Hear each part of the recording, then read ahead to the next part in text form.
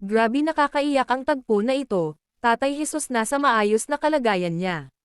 Sa part 2, ng vlog ni Ivana Alawi naging emosyonal ang pagkikita nila Tatay Jesus at mga kapatid niya, hindi rin napigilan umiyak ni Ivana. Biruin mo halos 5 years daw na hinanap ng mga kapatid niya si Tatay Jesus hanggang sa pumanaw na lang ang kanilang ama na hindi pa rin nila ito nakita. Mapapanood din sa video na nakauwi na sa Bicol si Tatay Jesus kapiling na ang kanyang pamilya. Bumili din si Ivana ng lupa na nagkakahalaga ng 500,000 para sa panibagong simulan ni Tatay Jesus, secured na at nakapangalan sa kanya ang property, may mga alagang hayop din siyang gawin hanap buhay niya at ayon kay Ivana magpapatayo din siya ng bahay para kay Tatay Jesus sa naturang lupa na binili ni Ivana. Napakaswerte talaga ni Tatay Jesus, patunay na kapag malapit ka sa Diyos kahit ano pa man ang pagsubok na pinagdaanan mo ay siguradong may magandang kinabukasan ang naghihintay sa'yo.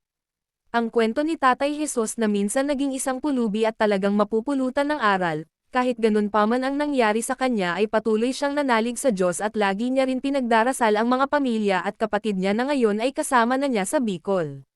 Grabe nakakaiyak ang tagpo na ito, Tatay Jesus nasa maayos na kalagayan niya.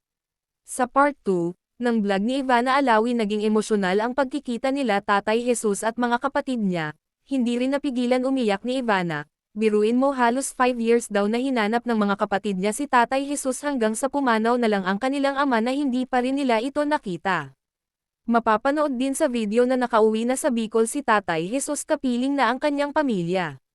Bumili din si Ivana ng lupa na nagkakahalaga ng 500,000 para sa panibagong simulan ni Tatay Jesus, secured na at nakapangalan sa kanya ang property. May mga alagang hayop din siyang gawin hanap buhay niya at ayon kay Ivana magpapatayo din siya ng bahay para kay Tatay Jesus sa naturang lupa na binili ni Ivana. Napakaswerte talaga ni Tatay Jesus, patunay na kapag malapit ka sa Diyos kahit ano pa man ang pagsubok na pinagdaanan mo ay siguradong may magandang kinabukasan ang naghihintay sa'yo.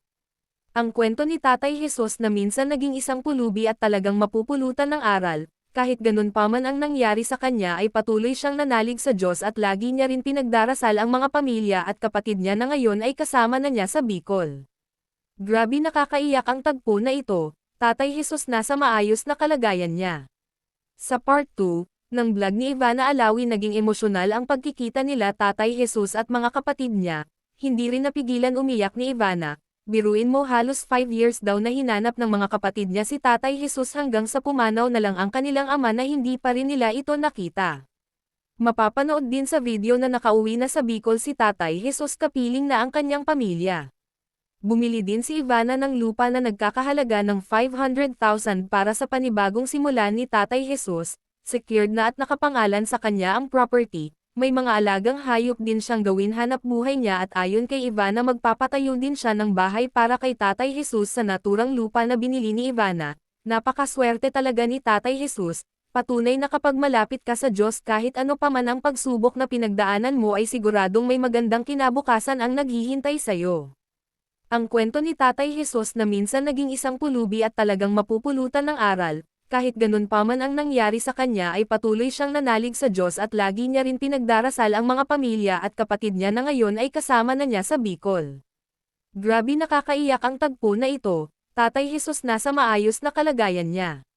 Sa part 2, ng vlog ni Ivana Alawi naging emosyonal ang pagkikita nila Tatay Jesus at mga kapatid niya, hindi rin napigilan umiyak ni Ivana.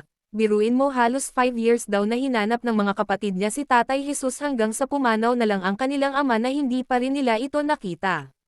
Mapapanood din sa video na nakauwi na sa Bicol si Tatay Jesus kapiling na ang kanyang pamilya.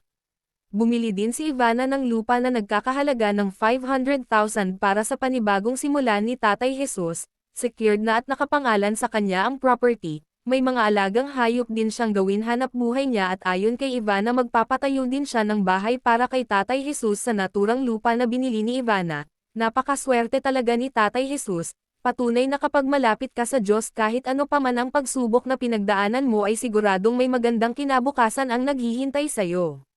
Ang kwento ni Tatay Jesus na minsan naging isang pulubi at talagang mapupulutan ng aral, kahit ganun pa man ang nangyari sa kanya ay patuloy siyang nanalig sa Diyos at lagi niya rin pinagdarasal ang mga pamilya at kapatid niya na ngayon ay kasama na niya sa Bicol.